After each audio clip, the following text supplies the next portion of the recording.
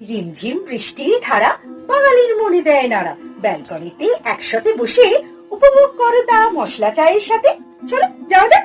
চা বাঙালির প্রেম। চলো তাহলে তাড়াতাড়ি শিখে নি। একটু নেব আদা কোরানো, সাথে নেব দারচিনি, ছোট এলাচ, লবঙ্গ আর গোটা গোলমরিচ। এবার শিলে মশলা ভালো করে গুঁড়িয়ে তারপর নেব 3 বড় কাপ জল, আর তাতে দেব তেজপাতা আর আদা কোড়া।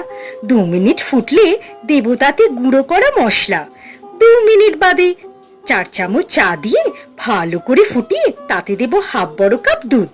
ফুটলে দেব পরিমাণ মতো চিনি দিয়ে আর কি ফোটাও ভালো করে।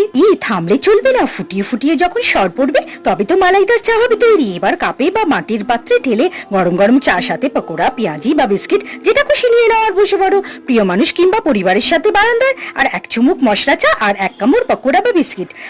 শান্তি। বাহ, লাজবাব।